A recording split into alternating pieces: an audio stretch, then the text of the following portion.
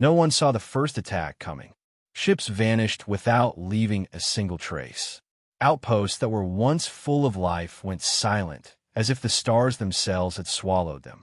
The galaxy's most feared predators had never known fear before this moment, but now something far worse than fear was about to meet them.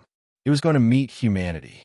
Far beyond the safe borders of human space, there was a small mining colony built on a frozen moon that circled a dying star. The workers there had been digging deep into the ice for rare minerals needed for starship drives. Life on the colony was hard, but steady, and no one thought danger could reach so far out here. Until the day the signal stopped. On Earth, the command stations marked the colony as unresponsive.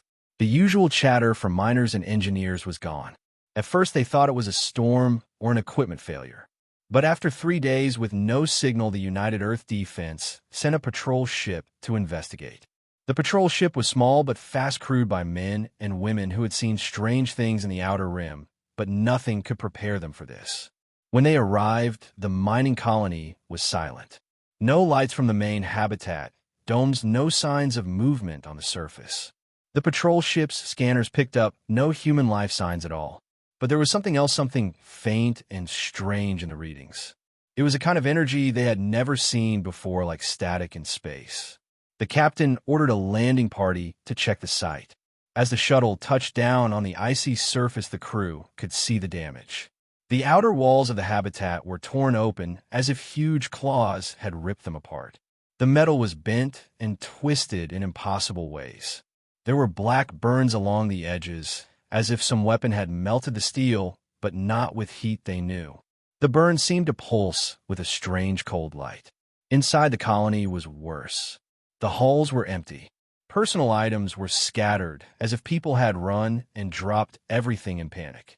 In the main control room, the screens were shattered. The walls had deep gouges in them, each one longer than a man's arm. The air was still and heavy, like the whole place was holding its breath. One crew member found a mining bot torn into pieces. The pieces were scattered down the hall leading to the power core. Another found a pool of frozen blood, but there was no body to match it. It was as if every person in the colony had simply been taken away. The captain felt the cold bite through his gloves as he touched one of the strange claw marks. It was deep and perfect. No human tool could have made it. Something alive had done this, and whatever it was not like anything in the known galaxy. The patrol ship's communication officer set up a link to Earth. They sent every image, every scan, every sound they had recorded. The captain spoke into the recorder, his voice calm, but his eyes showing the truth. He said the colony was gone, destroyed by an unknown force. He said they needed to warn every ship and every station. He said it was already too late for the people here.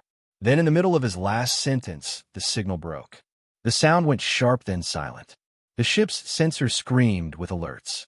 Something huge had appeared on the edge of the system. It was moving faster than anything they had ever tracked, and it was coming straight toward them. The captain ordered the crew back to the shuttle. Engines roared as they lifted off from the frozen moon. But the thing in the darkness was closing the distance.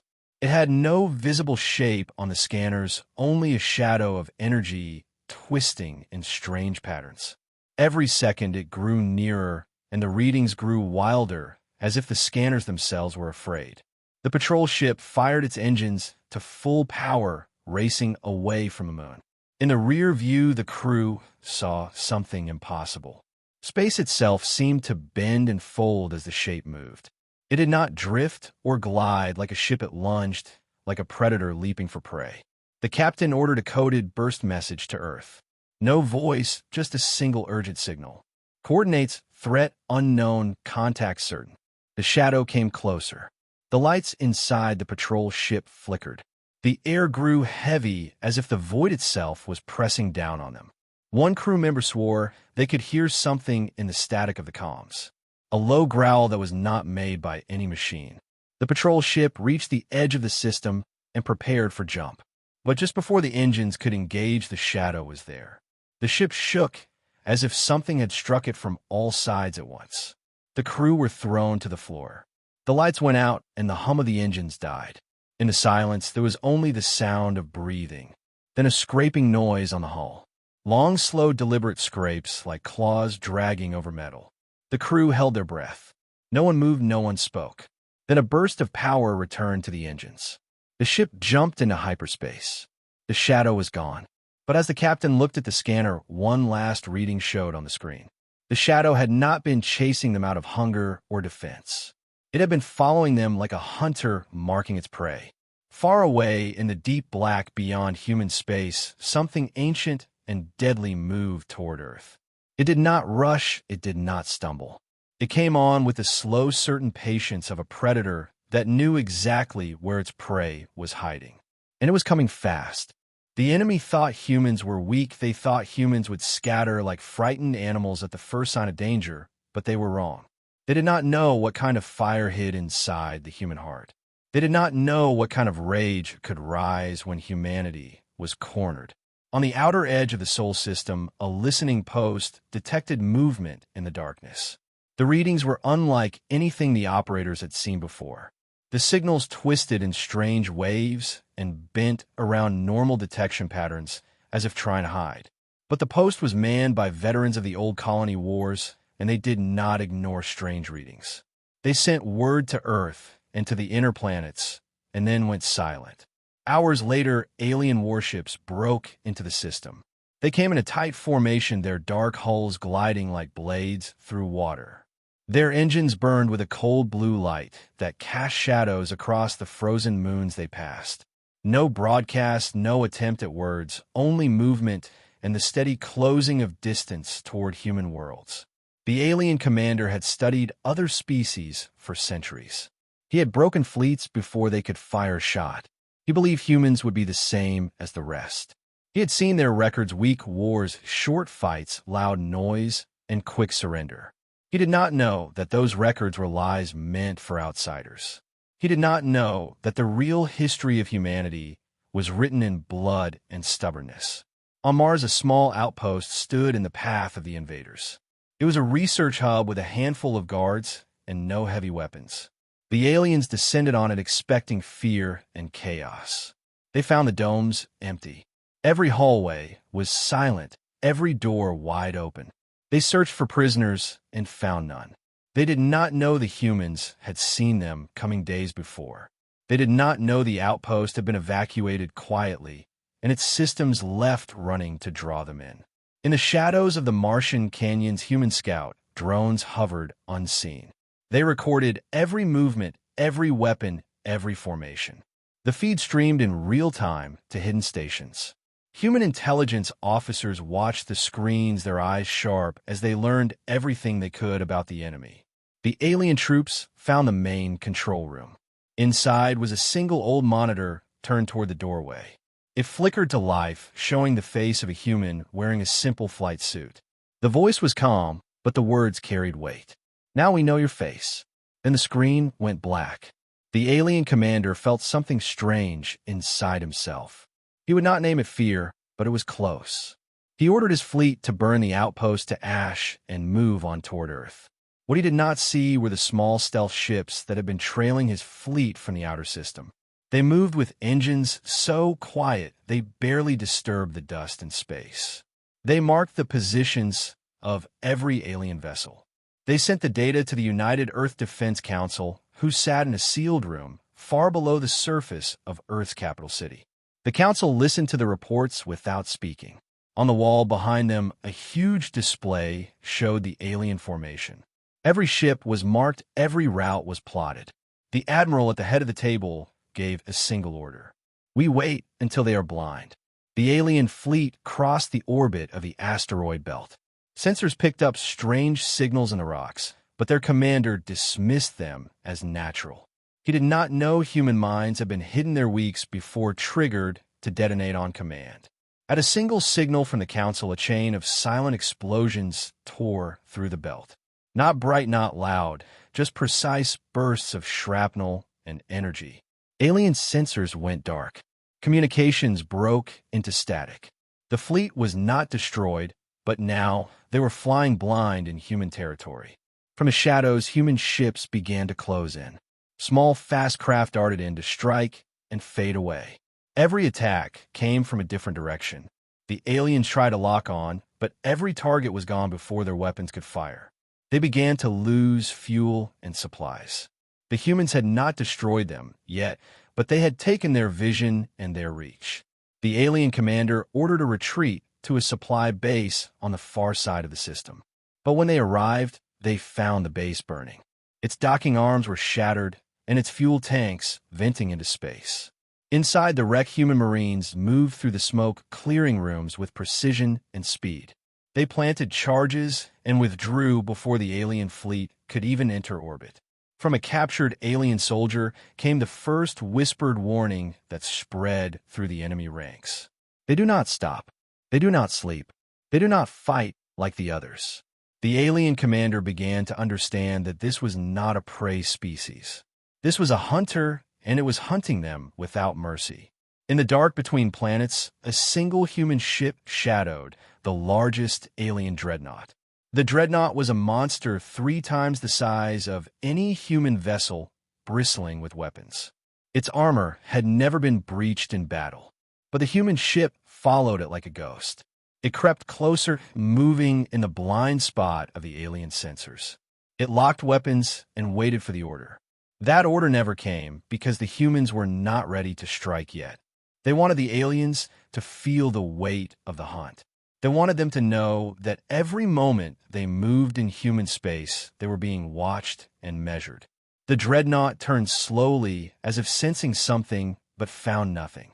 The human ship slipped back into the darkness without a trace. Back on Earth, the Council watched the alien fleet growing restless. They saw the hesitation in their movements. They saw the tightening of formations, as if they were trying to protect themselves from an invisible enemy. They knew the first stage of the plan had worked.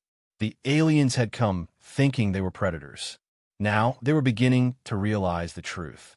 Somewhere in the black near the edge of the system, a message was sent to every human ship in range. The hunt begins. Humanity had never fought a war like this before, but the enemy had never fought humans, and now the moment had come for Earth to answer the challenge. Across the planet, cities kept their lights low, and skies stayed dark to hide from the eyes in orbit. The United Earth Defense Council met in a sealed chamber buried far under the surface, away from any strike that might come from above.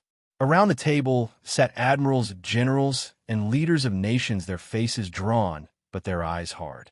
In the center of the room stood a hollow display showing the alien fleet moving through human space. The enemy ships were marked in red, the human ships in blue, and the lines of movement formed a dangerous pattern. The admiral of the fleet stood and spoke in a voice that carried through the silence. "We have waited long enough. We know their formations, we know their supply lines, and we know their weakness. It is time to show them what it means to fight humanity." Hidden far from any charted routes, a fleet of human warships was waiting. These ships were not the clean, polished vessels seen in public parades. They were dark and scarred, their hulls covered in armor that had been tested in secret battles. Each one carried weapons that had never been shown to the galaxy. Weapons designed for speed, surprise, and maximum damage. In training facilities deep in space, Marines prepared in silence. They ran drills in zero-gravity chambers where walls could become floors and ceilings in an instant. They practiced boarding maneuvers against moving targets. They learned to fight in the dark with only the sound of their own breath to guide them. Every Marine carried a blade as well as a rifle, because they knew some fights would be too close for guns. In orbit around the moon, engineers worked on the final upgrades to the flagship of the fleet. Its engines could outrun anything the aliens had. Its armor could withstand direct hits from their heaviest guns, and its weapons could burn through enemy hulls in seconds. It was the sword that Earth would use to cut through the heart of the enemy formation. The alien fleet moved slowly now, their commander unsure of where the next attack might come. They had been struck at supply points, ambushed in asteroid fields, and shadowed by unseen ships. Every move they made was watched by human eyes. The alien troops spoke in whispers about the humans, calling them ghosts and hunters.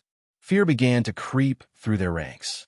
From a hidden human fleet, the order came. Move. In silence, the ships powered up their drives. Their dark hulls absorbed the faint light of distant stars, making them nearly invisible in the void.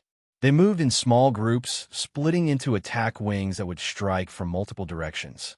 Their target was not the alien flagship, but the escort ships around it. The plan was to break the formation and leave the larger ships exposed. The first attack came without warning.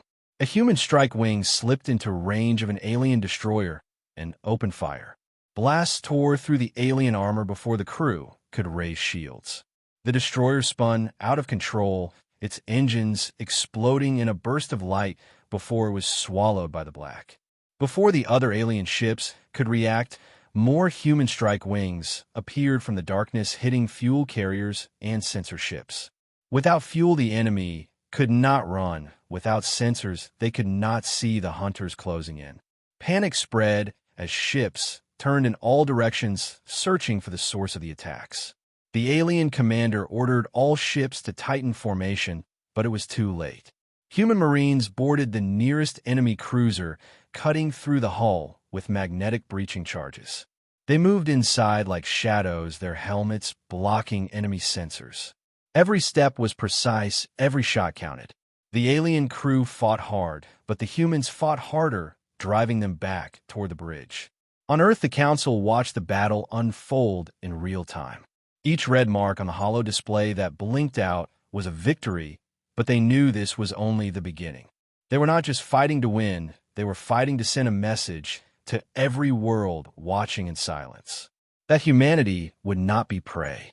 One alien cruiser after another fell to coordinated strikes. The escorts that remained pulled back toward their flagship, but the humans did not press for the kill. Instead, they withdrew, melting into the darkness once again. It was a move the alien commander did not understand. Why not finish them here? Why vanish when victory was in reach? The answer was simple. The humans were not just fighting a battle, they were shaping the war. Every time they struck and vanished, they left fear behind. Every time the aliens moved, they looked over their shoulder. It was not enough to destroy the fleet. They wanted to destroy the will to fight. As the alien commander tried to regroup, a strange signal came through the comms. It was not a voice, but a sound. A single deep heartbeat repeating over and over. It came from nowhere and everywhere at once. It was the sound of the hunt, the promise that the humans were still out there watching, waiting, choosing the next moment to strike. The alien crew could not sleep. They could not rest. They had come expecting a swift victory. Now, they drifted in hostile space, knowing they were the ones being hunted. In a hidden fleet, the admiral looked over the battle reports. Losses were minimal, enemy damage was severe. Morale among the crews was high. But the admiral knew the fight was far from over. The next step would be harder. The next step would be to take the war to the enemy's own strongholds. Before the meeting ended, a final message was sent to every human ship. The hunt will not end until the Predator is gone. Far away in the black, a single alien scout ship tried to slip out of human space to warn their leaders of what they had faced. They never made it. A shadow moved across their hull, and they vanished from the scanners as if swallowed by the void. Somewhere deep in alien space, that warning would never arrive, and the humans would have the advantage they needed for what was coming next. The enemy had come to human space, believing they were the hunters, believing they would find easy prey that would run and hide. But the war had changed, and now the hunters were bleeding, and the prey had turned on them. Every move they made was shadowed. Every signal they sent was heard by ears they could not see.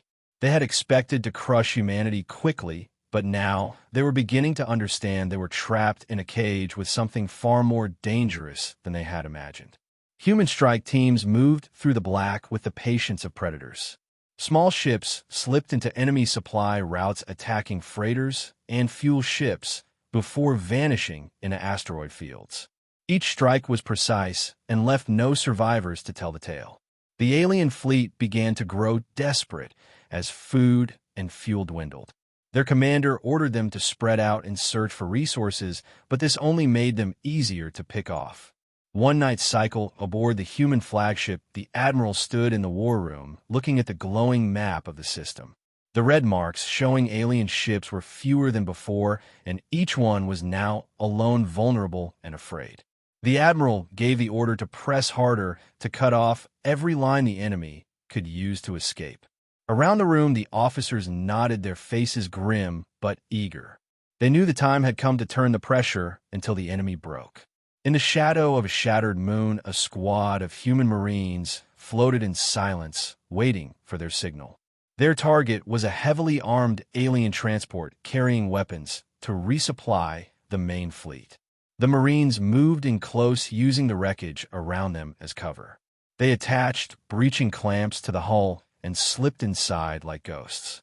The corridors were dim, the alien crew unaware of the danger until it was too late. Room by room, the humans cleared the ship, leaving nothing behind but empty halls and cold silence.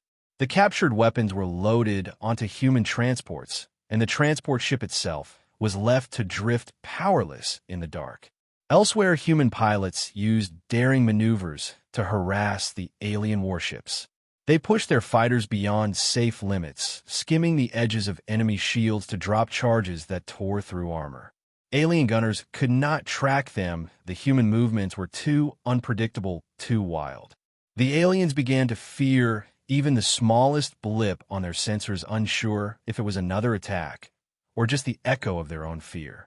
A captured alien officer was brought before the Human Council. His eyes shifted nervously, his voice low as he spoke through the translator. They do not stop, they do not sleep, they are not prey, they are predators, and they are hunting us. The words sent a chill through the chamber, though no one showed it on their faces. The council thanked the officer for his information, then had him sent to a secure holding cell far underground. In the field, a lone alien dreadnought patrolled the edge of their claimed space. It was a massive ship covered in weapons, its crew certain that no human vessel would dare to face it alone. But they were wrong. From the darkness, a single human ship approached, keeping low on the dreadnought's sensors. It matched every movement of the larger ship, staying hidden in the blind spots. At just the right moment, it struck. Missiles tore into the dreadnought's engines, cutting power and leaving the massive vessel dead in space. Before the alien crew could recover, the human ship was gone, leaving them adrift and helpless. The alien commander now realized his fleet was shrinking faster than he could replace it. Every plan he made was countered before it could begin. Every attempt to strike was met with resistance he had not expected. It was as if the humans could see the future and knew exactly what he would do next. He began to suspect they had spies among his own crew. The truth was worse, the humans had learned their tactics and could predict them with terrifying accuracy. In the war room aboard the human flagship, the Admiral studied the new reports. More enemy ships were down, more supply lines were cut, and the aliens were scattering. The moment was close, the moment to drive them out completely.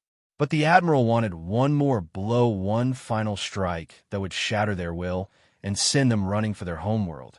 The plan was set. A large alien convoy carrying medical supplies, fuel, and reinforcements was heading toward the main fleet. If it reached its destination, the aliens could regroup and push back. If it was destroyed, the enemy would be crippled beyond repair. The humans prepared their trap. They hid their ships along the convoy's path in the debris of an old battlefield. Burned wrecks of ancient ships floated in the void, creating a graveyard of twisted metal and shadows. As the convoy entered the field, the humans moved. Attack wings struck from all sides, tearing into the escorts, while boarding parties cut their way into the cargo ships. The battle was swift, brutal, and one-sided. Within minutes, the convoy was nothing but wreckage drifting in silence. The alien commander received the news and felt the cold weight of defeat. He could no longer deny the truth.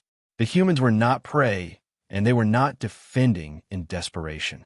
They were winning, and they were doing it with a precision that no other species had ever shown against his fleet. As the humans pulled back from the wreckage, they left a single message floating in space. It was a simple beacon transmitting one phrase over and over in the alien language. Run while you still can. But the humans knew the aliens would not run yet. Pride and arrogance would hold them here, and that was exactly what humanity wanted. Because the longer they stayed, the deeper they would be drawn into the trap. And soon the trap would close. Far away, on the edge of the system, a massive human fleet was gathering. Every ship, every weapon, every soldier was being prepared for the final push. They would not stop until the enemy was broken, until the galaxy knew who the real apex predator was. Both sides now fought to survive, and the galaxy itself seemed to hold its breath as the war spread across more systems. Every planet caught between the fleets became a battleground, and even the emptiest stretches of space were no longer safe. The humans had drawn blood, and the aliens had learned that every wound was returned twice as deep. But the aliens were far from finished, and their pride would not let them retreat without trying to crush the humans completely. In a high orbit of Titan, human carriers launched wave after wave of fighters toward the alien flank. The small craft darted between enemy guns, weaving through fire with impossible precision before striking at weak points in their armor. The alien crews were fast and disciplined, but they were not used to an enemy that adapted in seconds to every tactic they used. What worked once against humans would never work twice, and this truth spread fear through the alien ranks. On the alien side of the war, their command council met in a great hall lit by the cold glow of their homeworld's twin moons. The leaders were furious, their voices echoing as they demanded to know why a younger species had pushed them to the edge of defeat. They ordered new weapons, deployed weapons that had been hidden for centuries for fear of what they might do. These were ships with armor grown from living metal able to heal when struck, and weapons that fired streams of burning energy that could cut through a cruiser in seconds. When these new ships entered human space, the first battles were brutal. Entire wings of fighters were burned out of the sky before they could even get close. But the humans adapted again. Engineers studied every piece of wreckage they could recover, finding weaknesses in the alien designs. Within days, new attack patterns were tested and deployed, turning the alien advantage into another battlefield equalizer. In the mining belts of Eos, civilians armed their ships with whatever weapons they could find. Old cargo haulers were fitted with missile racks and heavy shields. Even farmers who had never fired a weapon before took their place in the defense lines. The war had become more than a military campaign. It was now the fight of every human world, every settlement, every drifting station that bore the human flag. Across human space, the news channels and military broadcasts carried one message: we fight until they are gone. The words were simple, but they lit a fire in hearts from the inner worlds to the farthest colonies. Every loss made that fire burn hotter, every victory made it blaze higher. The aliens struck back with coordinated assaults on the moons of Europa and Callisto. They landed troops in numbers meant to overwhelm quickly, but found the defenders dug in deep. Tunnels under the ice became fortresses, machine gun nests were hidden behind frozen walls, and ambush teams waited in darkness. What the aliens thought would be swift occupations became drawn-out slaughters where every meter of ground was paid for with blood. The human fleet struck at alien shipyards in return. One by one, the yards were turned into clouds of molten metal and drifting debris. The alien war machine began to falter under the constant hammer of human raids. Their commanders sent desperate calls for reinforcements to their homeworlds, but many of those calls were intercepted or blocked by human signal jammers. Then came the day that changed the course of the war forever. A recon satellite deep in alien space sent back images of their homeworld for the first time.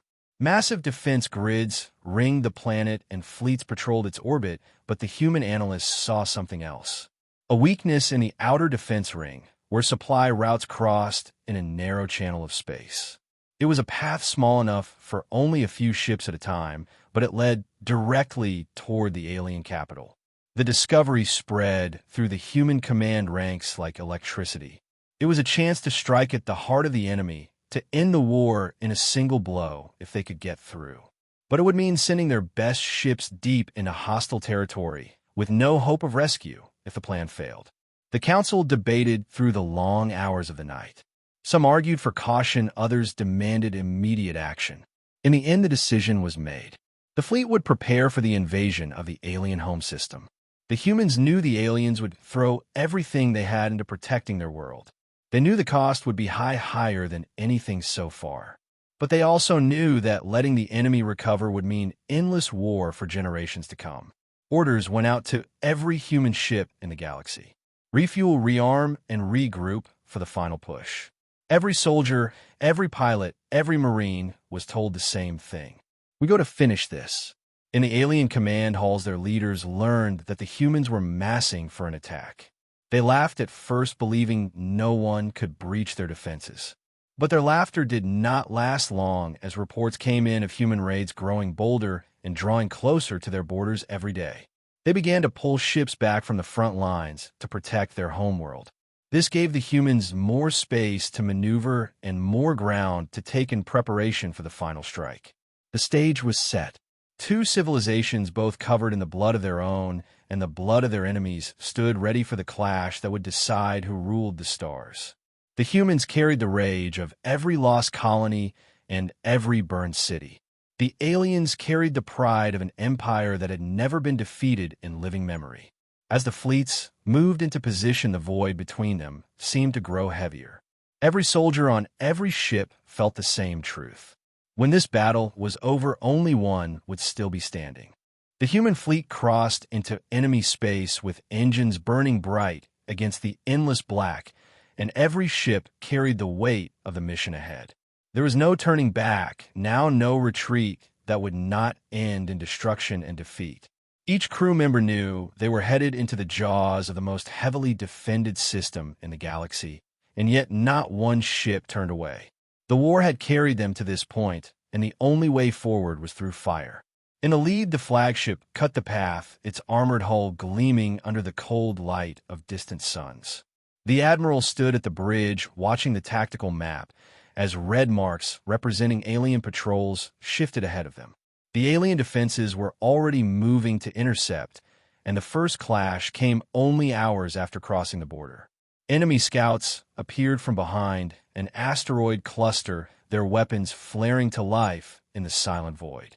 Human interceptors broke formation and engaged in a blur of speed and light, tearing through the scouts before they could signal for reinforcements. The wrecks drifted into darkness, and the fleet pressed on. Every world they passed was a fortress, every station armed to the teeth, and every defense line meant to bleed them dry before they reached the capital. But the humans did not stop. When planetary defenses fired, the fleet returned fire with precision strikes, knocking out shield generators and silencing orbital guns before moving past. When alien cruisers tried to block the route, the human ships split into strike groups, striking from different angles until the enemy was overwhelmed. It was a march through fire and wreckage, and every victory cost blood. In the asteroid fields near the capital system, the enemy had prepared a trap. Dozens of heavy carriers hid in the shadows, their hulls camouflaged to match the rock around them. As the human fleet entered the field, the trap closed with alien ships emerging on all sides, their weapons unleashing a storm of energy. The sky between the asteroids turned into a maze of burning light and twisting debris. The human fleet scattered, weaving through the rocks as counterfire lit up the void. Strike wings launched from the carriers and engaged the enemy at point-blank range, turning the asteroid belt into a graveyard of shattered metal. The battle lasted hours. When the guns finally fell silent, half the asteroid field was gone, reduced to dust and drifting fragments. The humans had lost ships, but the path was open, and the fleet moved forward, carrying the dead with them in silence. Beyond the belt lay the alien capital system. It was a sight no human had ever seen. The primary world was a massive sphere of dark green oceans and jagged continents ringed by defense platforms that glowed with power. In orbit above, it hung the largest fleet ever assembled by the enemy. Hundreds of warships formed a wall of steel and fire blocking the approach to the planet. The alien flagship stood at the center, its hull shining with the light of its home world, its weapons arrays glowing like the eyes of a predator waiting to strike. The human fleet slowed as it entered weapons range. There was no element of surprise here, no stealth to hide behind. This would be a fight of strength and will, and only one side would see the dawn. The alien commander hailed the human flagship, offering one final chance to surrender. The admiral of the humans listened in silence before replying with words that carried across the fleet. "We did not come this far to kneel." Then the line went dead, and the order to fire was given. The void erupted. Energy beams crisscrossed the black, while torpedoes streaked toward their targets, leaving trails of burning light. Ships on both sides took hits, some breaking apart in silent explosions that lit the battle space like brief suns.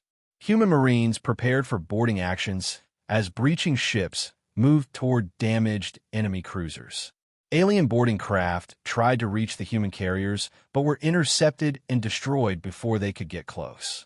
The alien flagship unleashed its main weapon, a beam so powerful it cut a human destroyer in half in a single shot.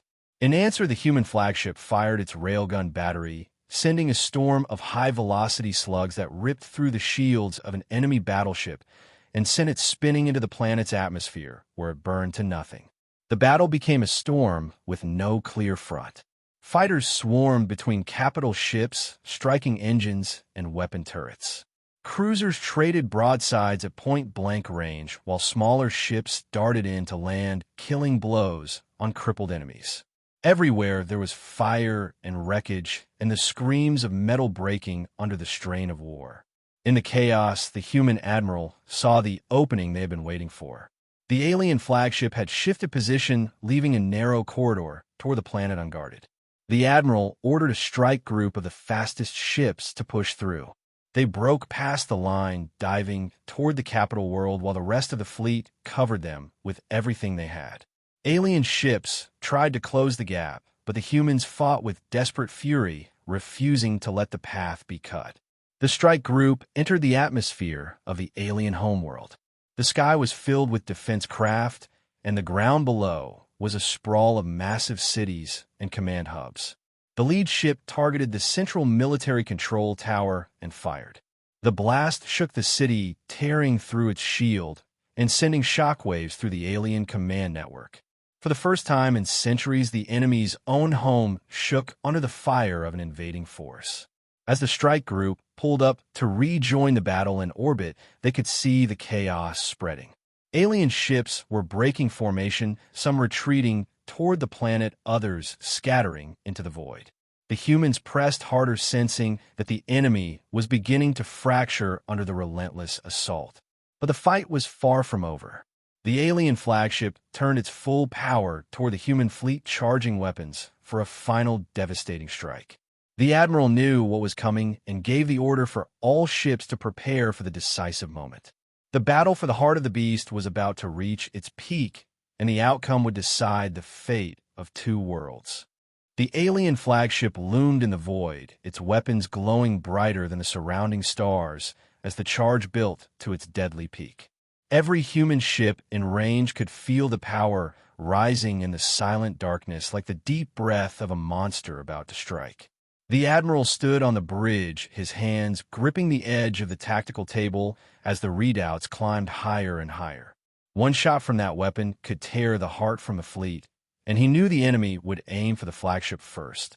The human fleet shifted position in response, moving into a tight defensive wall that blocked the alien line of fire as much as possible. Frigates and destroyers moved to the front, their shields burning with strain as the enemy tested their resolve with smaller strikes. Carriers held back, launching wave after wave of fighters and bombers that darted through the chaos like angry hornets, stinging at weak points in the alien formation. Each strike chipped away at the wall of steel and light that protected the enemy flagship, but the main weapon continued to gather strength. The first tremor of fear spread through the alien lines as human ships refused to fall back, even under the heaviest barrage. The enemy had expected retreat or hesitation, but the humans came on harder than ever. Cruisers rammed alien destroyers, shattering them into wreckage before breaking apart themselves. Fighter pilots with no ammunition left turned their craft into living missiles, crashing into enemy engines and bridge towers in bursts of fire and light. Then the alien flagship fired. The beam erupted from its forward cannon like a spear of pure sun fire, cutting through the void in a straight, unbroken line. The first ship in its path was a human battleship which took the hit full on its shields, cracking like glass before the hull split in two. The beam passed through and struck a second ship, tearing it apart before fading into the black. For a moment, the space between the fleets was lit with the wreckage of heroes. But the shot had cost the alien flagship. The charge drained its shields, and its weapon would need precious minutes to recharge. The admiral saw his chance and gave the order that would be remembered for centuries. All ships concentrate fire on the flagship. The void exploded into a storm of light as railguns, plasma batteries, and missile salvos converged on the massive alien vessel. The flagship's armor burned under the assault layer after layer torn away as the humans poured every ounce of rage and will into the attack. Alien escorts swarmed in to protect their leader, but were met with unyielding human fury. Destroyers cut them down one by one, fighters dove into the gaps, and bombers unleashed payloads at point-blank range. The alien flagship tried to turn away, but its maneuvering thrusters were shredded by the first wave of strikes. It was a giant, wounded beast thrashing in the dark while the hunters closed in. The admiral's voice rang across the fleet, ordering the final push. No ship holds back strike until the beast is dead. In the chaos, one human frigate broke formation and raced straight toward the flagship's underbelly. Its captain had been silent since the beam strike, but now his voice came calm and steady over the comms. For Earth, he said before driving his ship into the open reactor housing on the flagship's lower hull. The collision ripped through the alien vessel from within, sending fire pouring from its vents and tearing whole sections into drifting ruin.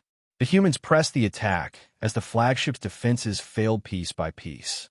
Explosions walked along its spine until the central core was exposed, glowing like a star.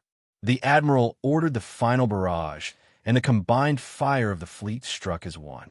The core erupted in a silent flash, so bright it turned every surface in the battle space white for a heartbeat. When the light faded, the alien flagship was gone. Only fragments remained drifting through the black as the enemy fleet faltered. Some ships tried to fight on, but most turned to flee, scattering in every direction.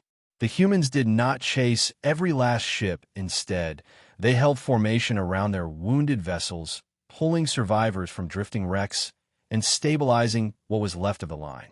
The silence that followed was heavier than the noise of battle. The alien homeworld now hung defenseless below, with only a handful of orbital guns and scattered patrol craft remaining. The admiral opened a channel to every human ship and every alien receiver in range. "The war is over," he said. "You will stand down or you will burn." No alien commander answered, and one by one the remaining defenses powered down, leaving the planet open. On the surface, alien leaders met under the shadow of their shattered defense network. They knew there would be no mercy if they fought on. The surrender signal was sent across the system and received by the human flagship. A cheer rolled through the fleet, followed by the quiet sobs of those who had survived and those who had lost too much. The human flag was raised above the alien capital, and for the first time in galactic history, another apex predator had been crowned. It was not the largest species, not the oldest, not the most numerous, but it was the one that refused to fall no matter the cost. News of the victory spread across the stars, carried by signals and whispers until every corner of the galaxy knew the truth. Humanity had faced the most feared predators in known space and broken them in their own home. The admiral stood alone on the bridge, watching the alien world below slowly turning. He thought of the ships that would never return, of the names that would be carved into memorial walls back home, of the silence left in the wake of the great battle. This victory had been paid for in blood and steel, but it had proven something no enemy could ever take away. When the galaxy looked for its ultimate predator, it would see humanity staring back without fear. And somewhere far beyond the borders of the map, in the darkness, where light had not yet reached, other predators were watching. They would remember what had happened here, and they would think twice before testing the species that had claimed the predator's crown.